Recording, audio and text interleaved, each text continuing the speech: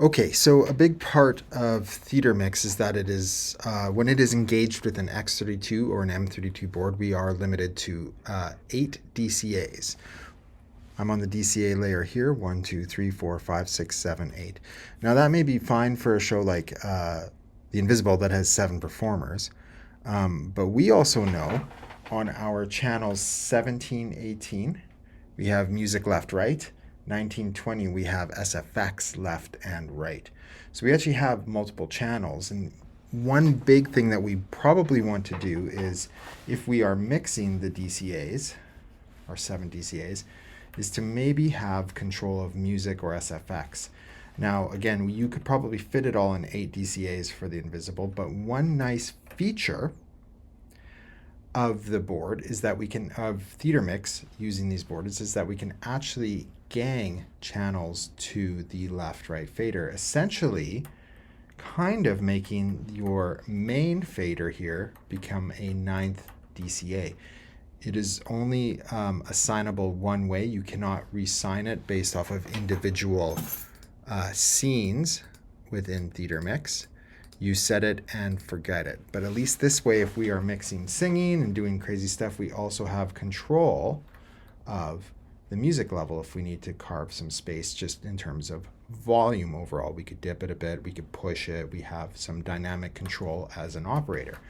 So in order to do that, we in Theater Mix are going to go into our console setup. I've just clicked that nice little green arrow at the top of the screen to bring this up. And if I go into Advanced, and then I look at LR fader. LR fader refers to this fader on the board. We can actually start to set a bit of a level for this.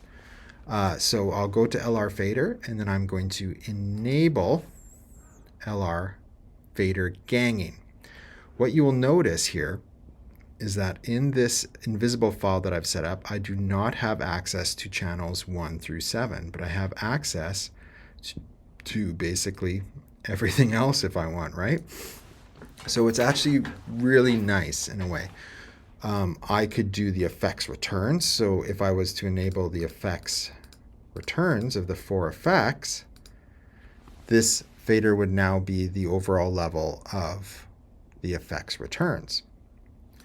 I'm not going to do that for this example. What I think could be a useful case is actually if we said over here on the board, I'm on layer 17 through 24, 17, 18, music left, right, respectively, 19, 20, SFX left, right, respectively. Let's enable those 4 channels, 17, 18, 19, 20. And what I'll do is for the LR fader here, I'm going to say music / SFX. Now when I press OK on this, and get out of that, you will notice here on the board I'm on DCA layer for these first 8. Let's just go into a nicer queue that has more DCA usage. There we go. I have my 7 performers on the first 7 DCAs. Okay.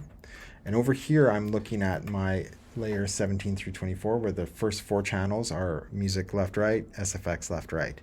This is ganged to these 4 faders. Watch what happens. It's not like a DCA, but it's actually literally remote controlling the level of those faders. So in a show operation state, I would probably be on layer 1 or channels 1 through 8, so I could see the input of those 7 mics. And then I have my DCA layer over here, but I don't see those faders moving. Why? Again, they are on a different layer, and we would be focusing on this, so we're not actually in a show mode seeing faders move, but it is doing it under the hood. So this is a way that you could actually put music and SFX over here to form a one-off DCA. Again, you cannot change that DCA throughout the show. It is set and forget. Whatever you set on your LR fader,